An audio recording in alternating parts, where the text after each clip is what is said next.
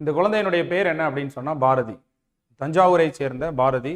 இவங்க வந்து சின்ன குழந்தையா இருக்கிறாங்க. இப்போ இவங்களுக்கு 1.25 வயசாச்சு. இவங்களுக்கு வந்து ஒரு அரிய வகை ஒரு நோய் ஏற்பட்டிருக்கு. ஸோ அதாவது தசைநார் சிதைவு அப்படின்னு சொல்லக்கூடிய ஒரு அரிய வகை நோய் வந்து இவங்களுக்கு ஏற்பட்டிருக்கு. ஸோ இதுக்காக சிகிச்சைக்கான செலவு வந்து பார்த்தீங்கன்னா 16 கோடி ரூபா. 16 கோடி ரூபா இவங்க சிகிச்சைக்கான செலவு. அதாவது மருந்தினுடைய அளவு மட்டும், மருந்தினுடைய செலவு மட்டும் மொத்தம் 22 கோடி ரூபா. அதில் 6 கோடி ரூபா வந்து மத்திய அரசினுடைய ஜிஎஸ்டி தளர்வு போக 16 கோடி ரூபா இந்த மருத்துவ செலவுக்கான ஒரு அமௌண்ட்டு. ஸோ இதை வந்து இந்தியா அந்த முழுவதும், நம் தமிழகம் முழுவதும் இருக்கக்கூடிய தன்னார்வலர்கள் வந்து ஒரு செப்டம்பர் தொடக்கத்திலிருந்து என்ன செய்கிறாங்க அப்படின்னு சொன்னால், ஒவ்வொருத்தரும் தங்களால் முடிந்த உதவியை இல்லையா, தங்களால் என்ன முடியுமோ அதை அவங்க கொடுத்து ஃபில் பண்ணிட்டு வராங்க. இந்த 16 கோடியில் இன்னைய டேட்டுக்கு கிட்டத்தட்ட பார்த்தீங்கன்னா 7 கோடி ரூபா வந்து கலெக்ட் ஆயிடுச்சு. 7 கோடி ரூபா கலெக்ட் ஆயிடுச்சு. ஸோ இது ஒரு அரிய வகை டிசீஸ். இந்த டிசீஸுக்கான இதே போல் 2 மாதங்களுக்கு முன்பு பார்த்தீங்கன்னா நாமக்கல்லில் வந்து மித்ரா என்ற ஒரு குழந்தைக்கு இதே போல் ஒரு அரிய வகை நோய்க்கான மருந்து வெளிநாடுகளிலிருந்து கொண்டு வரப்பட்டது. அதற்காக அரசாங்கமே, மத்திய மாநில அரசாங்கங்கள் உதவி செய்தது. ஸோ இந்த பாரதிங்கிற குழந்தைக்காவது நம்மளால் என்ன உதவி செய்ய முடியுமோ அந்த உதவியை எல்லாரும் செய்யணும். நிச்சயமா உங்களாலான ஒரு ஒரு எந்த கான்ட்ரிபியூஷன் கொடுக்க முடியுமோ அந்த கான்ட்ரிபியூஷன் கொடுங்க.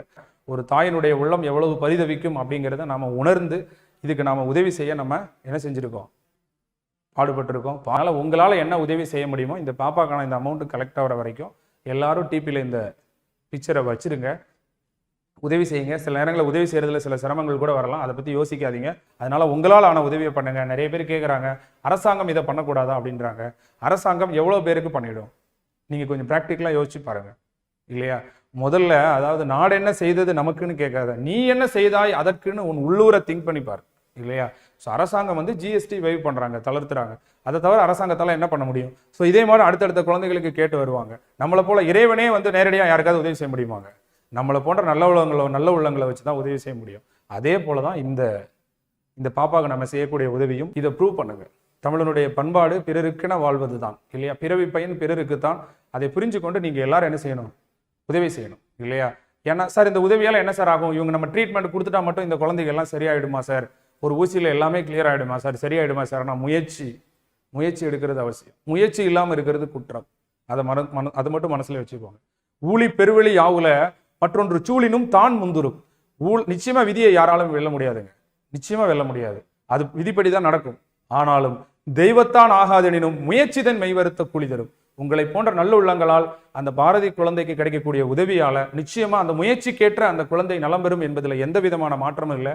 அதனால நீங்க இதை பத்தி எதுவுமே ஆராய்ச்சி செய்யாம, நம்ம வீட்டுல நம்முடைய தாய் தந்தையருக்கு ஒரு உடம்பு சரியில்லை அப்படின்னா என்ன பண்ணுவோம்? எவ்வளவு செலவானாலும் பரவாயில்ல, நாம அந்த உதவியை செய்வோம்னு நினைப்போம்ல. அதே போலதான் அறிவினான் ஆகுவதுண்டோ பிரிதின் நோய் தன்னோய் போல் போற்றா கடைன்ற மாதிரி நீங்க என்ன செய்யணும், அது பிறருக்கு ஏற்பட்ட கஷ்டத்தை நம்மளுடைய கஷ்டம் மாதிரி நினைச்சு பார்த்து இந்த உதவியை செய்ய நீங்க முன் வரணும். நிச்சயமாக இது வந்து காலத்தினால் செய்த உதவி, செய்யாமல் செய்த உதவி, பயன் தூக்கார் செய்த உதவி. இந்த உதவி இறைவனிடம் சென்று மதிக்கப்படும். இதுக்கு வையகமும் வானகமும் ஈடாகாது. இதனுடைய நன்மை வந்து கடலை விட பெரியது. இந்த உதவியை எல்லாரும் செய்யணும் அப்படிங்கிறதே நான் கேட்டுக்கிறேன். இதை பற்றிய ஃபுல் டீட்டெயில்ஸ் இந்த இதில் கொடுத்துருக்காங்க. நான் திரும்பி சொல்றது தான், முயற்சின்னு ஒன்று இருந்தால் மட்டும்தான் உதவிங்கிற பெருமித உணர்வு நமக்கு ஏற்படும். அதனால நீங்கள் வந்து முயற்சி செய்து இதை ஃபார்வர்ட் பண்ணுங்க, எல்லாருக்கும் ஃபார்வர்ட் பண்ணுங்க. ஃபார்வர்ட் பண்ணி நீங்கள் உங்களால் என்ன பண்ண முடியும், உங்கள் சார்பாக 5 பேர் 10 பேர் நிச்சயமா உதவி செஞ்சு இதில் நீங்கள் அந்த அமௌண்ட் போட சொல்லுங்கள். நம்மளான உதவியை செய்வோம், நானும் செய்கிறேன். அதனால மாணவர்கள் அனைவரும் உங்களால் ஆன உதவியை செய்து இந்த அறக்காரியத்திலே உங்களையும் ஈடுபடுத்தி இறைவனுடைய பேரையும் என்னுடைய அருளையும் பெற கேட்டுக்கொள்கிறேன். நன்றி, வணக்கம்.